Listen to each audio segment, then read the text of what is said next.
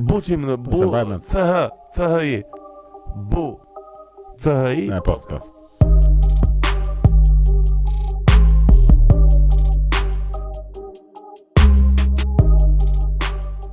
Të dashur miq, ky episod mundësohet nga AI Optika, optika juaj. Shkoni tashmë në faqen e Instagramit AI Optika me kodin Buçi Podcast dhe porosisni një palësyze me 10% ulje. Faleminderit dhe dëgjim të këndshëm. Më duket sikur kemi ndërmend me bë me Andi një podcast kështu me temë ezoterizmi dhe na duhet një person që merr vesh nga këto, nga fetë lashta ose nga okultizmi ose ndaj person të tillë, nëse njeh ndaj një blot me këshilla. Po, unë vetë jam vetëm për europianët dhe indianët dhe këto të Afrikës së Perëndimit. Më shumë nuk di. Shiko, unë këto jam shumë fanatik të kjo pjesa, unë prandaj jam, domethënë prekem jashtëzakonisht shumë kur ta persona marrin shembull në histori edhe në mitologji, se unë jam, domethënë dashuroj, kam pasionin tim, domethënë edhe historinë edhe këto mitologjitë edhe se si mënyra e mendimit njerëzor ka funksionuar më parë se si funksionon tani. Unë prandaj marr këto tema shumë seriozisht, e kupton? Se është diçka. Ty pra, u bëm trena duhet edhe një 4. Po në rregull, super. Mund të bëj edhe një kështu, një sondazh të vogël, domethënë në Patreon ose në këto të tjera ku ka më shumë djegje, edhe nëse ka dikush interes. Por këto, shiko, këto janë gjëra domethënë që është edhe pak e vështirë. Unë vëre domethënë edhe kur I hap këto tema vetë, domethënë nuk kam audiencë as në tavolinë. Është shumë e vështirë dhe du ta bëj vetëm se është kështu nish, si I thon, nuk flet askush për këtë temë, plus ata që flasin ose janë sharlatan ose kalojnë në për konspiracionizma dhe du të bëj një temë kot thjesht. Domethënë jo fetare, po për këto fete lashta ose për ezoterizmin vetvete ose për mënyrën si është. Po me gjithë qef kur të thua shumë, mua më ke gjatë gjithë kohës për këtë pjesë. Unë jam jashtëzakonisht shumë I apasionuar për këtyre, kështu që më ke në çdo lloj momenti pra. Okej, në rregull. Ore që 1, 2, 3 pak pushim. Tani me që e diskutuam ose e përmendë pak më përpara këtë pjesën e këtyre që janë sharlatane të gjitha. Unë bëra një budallik me këto që thonë që gjua shqipe domethënë është më e lashta në botë I shpjegon të gjitha etj. Edhe ç'a bëra unë? Bëra një kështu një notes në këto Apple Notes. Edhe si këtë Shalom Shabbat që thonë ato e çifutut, domethënë edhe e shpjegova kështu me ca idiotizma, domethënë që mua thjesht për zotin mund të kisha pirë një shishe vera atë natë. Edhe sa ikën rob pasaj që u shpërndam, bëra këtë e hodha, nuk e ke ide vëlla. Rob thoshin, "O bravo, e ke gjetur, e ke kështu", edhe unë duke komentuar gjithë në TikTok, o plako jam duke tallur trapin, domethënë, pse e merrni kaq seriozisht. Edhe pastaj fillonin më shanin. Pse jam përmendur, pse jam përhapur kaq shumë ta vëllai. Çapo ndodh më? Po është ndjesia e inferioritetit, domethënë një periudhë të madhe shqiptarët janë habit, nuk e dinin se ku kanë vendin në përbot, ju duke sikur gjua shqipe është kot. Pastaj pati një boom, sidomos aty nga vitet 2010, 2011, para 2012-s, që filluan nëpër internet gjithta etimologët, gjua shqipe është e lashta, është më e lashta, pellazgët e tjera. Domethënë që kanë drejt në një anë, sepse gjua shqipe është shumë e lashtë, por nga ana tjetër që në ekstrem, sepse përfundojnë si Agrandalipa I duke përshkruaj gjithçka me rrokje shqipe dhe ai Agroni është te grupi dhe është shumë interesant si tip. Unë e di se kam inat ta vëlla se mendoj se këta mund të jenë të paguara, por që bëjnë nga këto lloj sharlatanizma kështu edhe thjesht denigrojnë imazhin tonë burr. Edhe thon merre serbi dhe greku, na shiko ç'a bëjnë këta. E kupton edhe më shumë na dëmton kjo. E gjitha ka lind nga një gjuhë që quhet proto-indo-europiane, PIE, dhe gjuhët gjermanike ose gjuhët latine, gjitha rrënjën e kanë nga kjo PIE-ja, dhe kjo PIE-ja ka rrënjë shumë të shkurtra, për shembull PA ose PI ose dhe kur krahasohet kjo PIE-ja me shqipen, del shumë e ngjashme, sepse shqipja, sidomos gegnishtja herë, është e reduktuar vetëm tek rrokjet që kanë kanë kuptim, kanë kuptueshmëri. Tani nuk I mbaj mend shumë mirë se bëhen vite. Po jo, e di dhe ka dhe jo vetëm rrokje, po ka dhe zanore, thjesht një shkronjë që ka kuptim. Po një shkronjë që ka kuptim dhe duke qenë e tillë, duke shumë e ngjashme me këtë PIE dhe nga kjo ka lindë gjithë kjo rrymë që thuhet shqipja nëna gjuhëve, sepse kanë filluar njerëzit të interpretojnë me anë të shqipës gjuhët e tjera, por e kanë gjuhën në bastardim. Për mendimin tim duhet studiohet seriozisht kjo, kanë qenë mbledhë herë konferenca pellazike të Universiteti Vitrina, nuk e harroj kurrë, ishte Sezan Guri aty me ca të tjerë, por ka pasur edhe njerëz serioz, për shembull ai Mathieu Aref, që ka studiuar në Sorbonne ose po I harroj tani, ka pas disa figura, ka qenë Altin Kocaqi që vdiq, nuk ishte shumë pellazgolog, po merrej më shumë me historinë. Ka disa figura dhe duhet studiohet në mënyrë serioze nga Akademia e Shkencave, po Akademia e Shkencave jone ka marrë vetëm për qoftë e birra dhe vetullat e Skënderxhi Gjinushit. Ideja është një kështu, është qasë inferiore, duke qenë se nuk kemi kështu arritje të mëdha historike, gjuhësore kështu nëpër botë dhe mundohemi që të kapemi pas e gjëra të tilla. Po kjo ka lind si epidemi, kam përshtypjen që ka lind për shkak të dy personave, para Petrozhejt, I cili ka qenë gjuhëtar shumë I mirë, edhe Aristid Kolës, që ka bën një gjuhë kështu gjuha e perëndive, më duket diçka e tillë, që shpjegon këto origjinën e shqipes, po me këto fjalë. Po ky Aristidi është më fajtor sepse ky e ka shpik këtë metodën, se Petrozhej ka qenë super mirë. Po ky e ka shpikur këtë idenë e këtyre dhe problemi është që këta nuk janë gjyqtarë. Petro ka pas bërë një algoritëm. Po, që shqipja dhe sanskritisht është shumë interesant. Kurse këta çfarë bëjnë? Nuk janë gjyqtarë të mirë fill, edhe nuk është se bën një shpjegim gjuhësor historik se si ka ndryshuar gjuha nga koha në kohë, se është shkencë më vete. Ta marrin një fjalë që gjen aty dhe e krahasojmë një fjalë shqipe, e zbërthejnë sikur bën ky agroni, I heqin ca, I vëjnë ca sipas dëshirës, as pra shpjegu pse ndodh kjo dhe ai dalin te kjo se është shumë qesharake kur I dëgjon. Edhe është kthyer kështu si Bersalet që në çdo vend shqiptar po bën kështu stand-up comedy që shqiptarët vendi më I lashtë në botë. Kur ne nuk kemi fakte që as qytetërimi ynë, as gjuha jonë nuk janë kaq super të lashta, sepse duhet ta mbështesësh një çik me fakte arkeologjike. Jemi gjuhë e veçantë, është pranuar nga të gjithë. Jemi gjuhë e vjetër, po jo gjuha krijuese e gjithë botës, se është absurditet kjo. Edhe këta janë shumë interesant, Sazani, këta janë njerëz të cilët ftohen nëpër media, kështu e bëjnë një lloj tollovie shumë të madhe. Janë personazhe kështu gati në kufit e groteskës. Po që realisht është pak absurde kjo të diskutosh me persona të tillë, sepse nuk është edhe janë gjyqtarë, domethënë janë njerëz kështu, I shkrep njërin, mendon që kështu duhet interpretuar dhe interpreton. Unë jam futur në mënyrë interesante, po të shikosh për shembull komente që bën nga këta ose komentet e faqe Edi Ramës, komentet e faqe Alfred Sakos janë një njëjti kontingjent njerëzish të cilët nuk mendojnë, nuk e analizojnë atë që po thuhet, që po ndodh, thjesht bravo, po kështu është, edhe zbërthejnë këtë gjë kështu në një mënyrë shumë perfekte.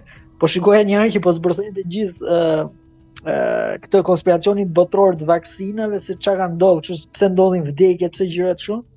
Po mund të jetë person që edhe gjimnazi nuk e ka mbaruar, por mund të jap një lloj, mund të jetë një biolog I shkëlqyer ose gjyqtar I shkëlqyer, dhe kjo është gjë që e shef. Unë besoj se është mungesë edukimi I mirëfill.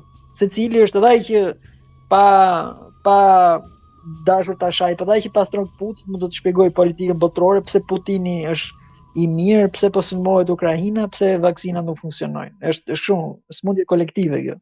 Plus me që folëm për ezoterizmin, ka qenë një gjuhëtar Nezir Myrta, edhe ky shpjegonte fjalët shqipe, sidomos shkonte deri tek shkronjat, edhe thoshte që shkronjat janë simbole dhe kanë pas kuptueshmëri dikur, për shembull T ka qenë pema, A njeriu I ngritur në këmbë etj, dhe I lidhet edhe me runet, ose shkronjën S për shembull që është gjarë prej, dhe ka qenë shumë interesante, por siç e thash, duhen njerëz adapt, duhen njerëz të përshtatshëm për këtë punë që ta studiojnë tamam dhe mos ngelet peng I sharlatanizmave. Kurse kjo puna e konspiracioneve, njerëzit sa më pak, domethënë sa më pak të dinë, aq më shumë kanë tendencën ta shpjegojnë botën me konspiracion, sepse shumë rahatshëm të mendosh që është një dorë që I lëviz gjitha, dhe është shumë e vështirë të rish të analizosh çfarë shkaqe është ekonomike, ose shkaqe sociale, ose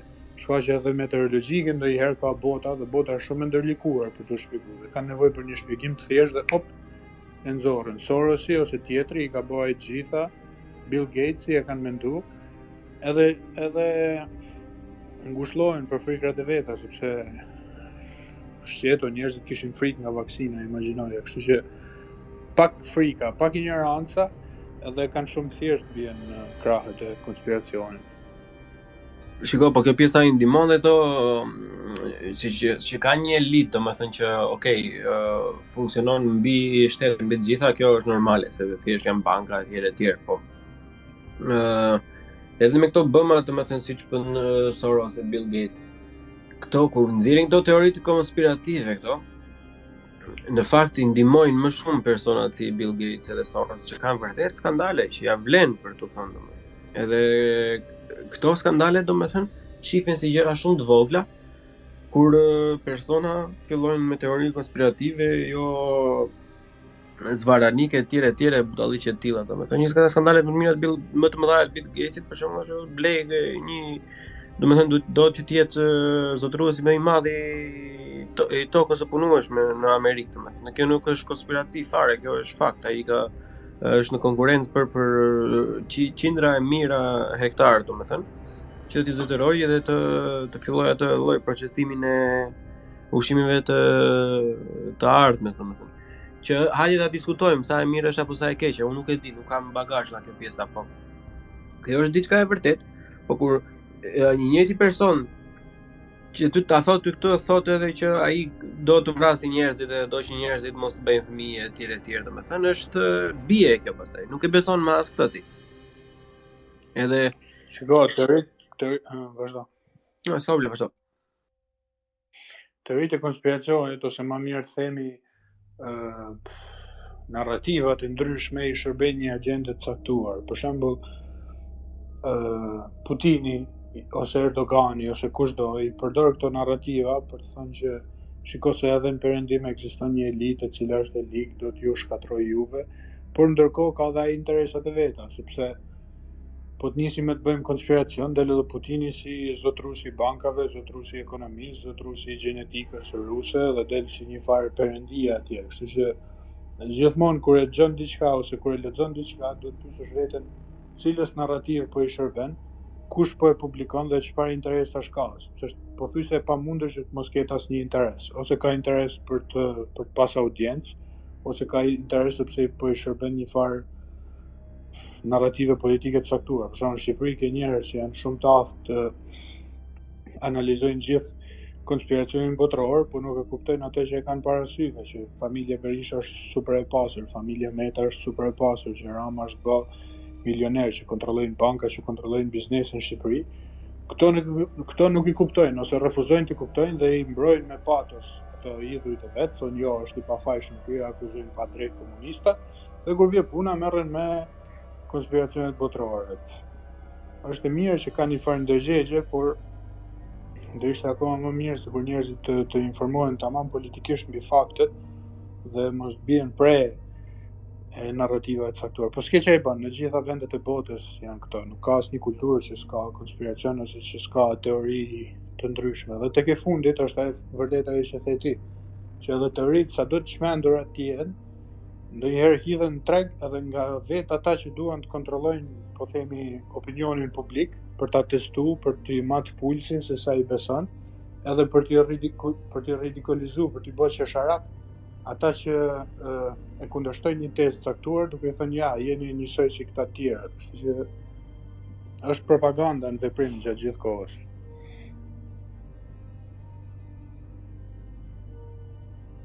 Një nga këto rastet më flagrante të këtyre informacioneve që janë mbjellë, domethënë, ka qenë Alex Jones, nuk e di sa e njihni si figurë.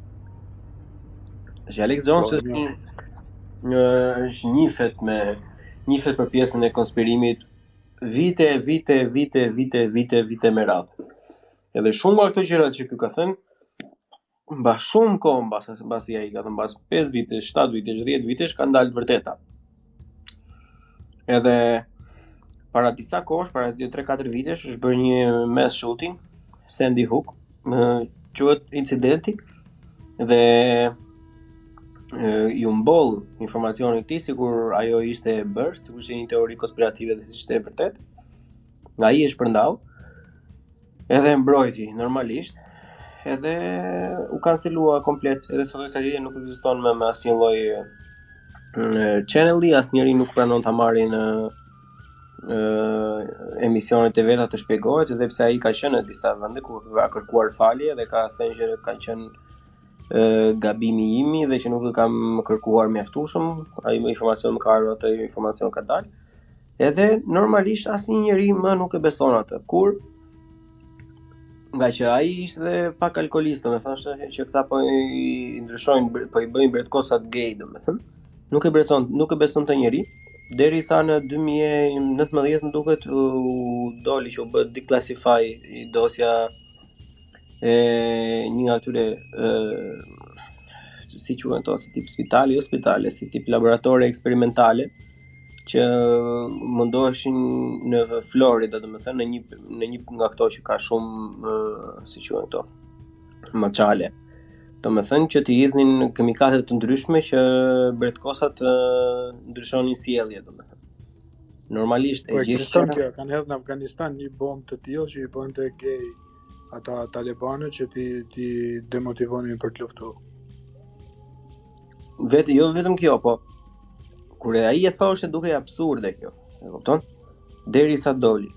Kur ai thoshte që është një ligj shoqërore që janë këto okulte, se Amerika është dhe kryeqyteti ose kryeshteti i botës për pjesën e kulteve, nga që ka dhe atë në kushtetut lirinë e fesë etj etj. Kur thoshte që janë një që djegin një kështu effigy, një si thon aull në shqip më plak, më falni. Si thon kujt? Buf. Kukuvajk. Ose kukuvajk, një kukuvajk druri domethënë. Buf. Po, edhe me të cilët ishte dhe Bill Clinton duke nuk e mbaj mend. Është i vjetër ai dokumentari, ëh? Po, edhe aty ka qenë shumë i saktë. Pikërisht pra, po nuk e besonte njeri, atëherë derisa u konfirmua, e kupton, edhe pse pothuajse të gjitha janë konfirmuar përveç Sandy Hookut. Domethënë që këtë doli super skandal, tani nuk e beson më njeri. Edhe unë besoj vërtet që ka persona që janë të interesuar të mbjellin një informacion të gabuar kundrejt personave të tillë, që ata të bëhen sa më pak të besueshëm dhe ti shkatrojnë reputacionin që ata mos të kenë në platformë. Në këtë rast ekziston kjo mbytja me super informacion, domethënë është teori e njohur e propagandës, domethënë që ti çfarë bën? E mbyt të vërtetën me shumë gjëra të tilla, edhe të pavërtetën, edhe të vërtetën, domethënë duke i atashuar me njerëz të tillë, të cilën ti ndonjëherë i bën dhe qesharak, domethënë dhe ajo çka është e vërtetë dhe çka nuk është e vërtetë përzihet tek ata dhe duket sikur gjithçka është e pavërtetë. Sepse mund të ketë disa të vërteta që i thon, por për shkak se ti e ke kthyer në këtë gjë që u jep edhe këtë teorinë e alienëve, edhe teorinë e lizard, po ndërkohë që ka edhe disa gjëra që i rënë realisht ashtu siç i thon. Edhe ti ç'a bën? I trajton si qesharak, edhe i marrin kështu ato. Secili prej gjërave bëhet kështu inflacioni të vërtetës, edhe nga që të vinë shumë gjëra në mënyrë bombastike, ti ke tendencë mos i besosh më nga individ tillë. Edhe këtë gjën që thua ti, unë kam parë atë dokumentarin, është shumë kështu, po ka dhe një lloj mosnjohje ose një lloj konotacioni te kjo gjëja e pjesës ritualeve kundrejt nuk po them perëndive, po figura dhe simbolikave tilla që një pjesë e mirë e njerëzve nuk e kupton. Duhet të kesh marrë një edukim të caktuar për ta kuptuar këtë gjë. Domethënë, ne kemi një lloj për shkak të feve monoteiste, kemi një lloj demonizimi të po them të totemizmit, edhe pjesës që qasjeve që mund të krijojmë idhuj edhe simbole ose qasje të tjera që nuk janë Jezu Krishti ose Muhamedi ose fetë monoteiste ose Zoti Allahu dhe Perëndia monoteiste. Dhe kjo i marrim i çik shumë spukish, janë rituale sataniste, janë djalli, por faktikisht nuk janë dashur vërteta këtë gjë, sepse blatimi ose lavdrimi i simboleve natyrore, kukuvajkave, gjëra ka një edhe e harrova termin perëndit egjiptiane për shembull janë komplet perëndi kafsh, nuk janë perëndi njerëz dhe ka një lloj simbolike shumë të thellë, po njerëzit që nuk e kuptojnë i marrin kështu si nëse do adhuroheshin sot perëndit egjiptianë, normalisht do ishin satanike po themi. Sidomos kur je i krishterë amerikan, i bardhë dhe i shikon këto ka një, do i diskutoj me Albin me shumë këto tema kur bëjmë atë gjën e famshëm për të kuptuar që nuk janë dhe aq satanike, nuk janë dhe aq demoniake, thjesht kanë ca simbolika që janë shumë të çuditshme, sepse edhe mesha e krishterë dhe simbolikat që dalin ndonjëherë ajo mesha e së dielës me trupin e Krishtit nuk është aq e paçuditshme, edhe ka derivuar nga këto gjëra, po janë ca simbolika natyrore të cilat ne duhet ta pranojmë këtë gjë. Shoqëritë sekrete të bazuara te fetë politeiste kanë ekzistuar dhe duhet të ekzistojnë gjithmonë, sepse natyra njerëzore nuk mund të jetë thjesht vetëm ke besimi monoteist. Këto politeiste do ekzistojnë gjithmonë dhe kanë qasje kështu qysh nga Greqia dhe Roma e lashtë, vijnë nga Babilonia, nga qytetrimet jo vetëm sumere, po nëse do flasim herës tjetër do jetë qysh nga ajo Aryavarta, qyteti i parë i ardhjes njerëzimit që mendohet që është diku te 75.000 vjeçar i lashtë. Janë gjëra që janë kështu çik më të thella se kaq. Po, pse mos futemi në konspiracion pastaj. Por që është e vërtetë që ka një mbi dozë të informacionit, kështu të vërtetë dhe jo të vërtetë, dhe çfarë bën njeriu ka tendencën kur mbin kopën me informacion edhe thotë vaj lesh lëre fare se kjo që nga e pa vërtetë. Po ai Alex Jones për shkak me këtë çështjen e këtyre vrasjeve është dënuar $950 milion që duhet i paguaj këtyre familjeve të viktimave. Dhe çfarë bën? Ti përveç se tani fillojnë të bëni çik kështu edhe si Alfred Sako, bën kështu publicistik ta, fillojnë marrin fonde, bën media, krijojnë mediat e tyre, fushatat e tyre, krijojnë kështu bluza, fushata, parash, merchandise, etc. Edhe kthehen kështu si popstar. Edhe harrohet i çika gjëja kur thonin ca gjëra që mund të ishin kontroversiale. Edhe kalojnë dhe në absurdizëm, se ne kemi Albidi, Castro Shipping, këto shokët e tij, Goxha që kalojnë dhe në ekstreme me teori që janë dhe absurde, që mund të kenë diku kanë dica diskutimi që mund të merren parasysh, hajde të diskutojmë, por ka gjëra që janë komplet absurde që nuk bëjnë sens. Po gjithsesi duhen parë. Fakti që Albi, vazhdo. Ta mbyllim se u bëm luc. E mbyllim, tek ajo pjesa e kristianizmit që përmendëm, fakti që kristianizmi është feja më e suksesshme, domethënë që është përhapur në shumë kultura, është pikërisht pjesa sepse ka ndjekur modelin romak të përhapjes së fesë, domethënë. Roma në pa ardhur kristianizmi, kudo që shkonte që kishin zota të rinj, ose i afishonte me zotat që ata kishin tashmë, ose i fuste në panteonin e tyre. Edhe ka ardhur kur ata hynë në Britani, domethënë panteoni kishte me dhjetra zotë të ndryshëm, nuk mbaronin domethënë. Edhe kristianizmi atë bëri. Kristianizmi është shumë fascinating, domethënë është diçka jashtëzakonisht shumë e bukur se si është përdorur nga njerëzit, domethënë, edhe se si është përshtatur në bazë të nevojave personaleve të komuniteteve të ndryshme. Edhe është e vërtetë ajo që nuk është aq pak e çuditshme. Këtu në Gjermani, për shembull, në Frankfurt Oder kam qenë në verën që kaloi. Edhe në kish brenda kishte një pikturë të djallit tek dera që e kishin zbuluar ata mbasi kishin bërë rinovimin. Edhe në pjesën ku bëheshin këto si tip bisedash të vogla, ishte një dhomë e vogël, domethënë, te një nga këto këndet ishte një skulptur, në të gjitha të tjerët ishin këto gargoll, që janë çasti për binca të vegjël, kështu që vetëm koka i duket, kurse te një nga këto kokat ishte një murg duke kryer marrëdhënie seksuale me një murgesh, domethënë. Edhe asnjëri nuk e dinte deri në momentin që është bërë restaurimi i asaj, që e kanë parë nga afër dhe që është hequr ajo për të pastruar edhe për të vendosur ngjyrat në fillim.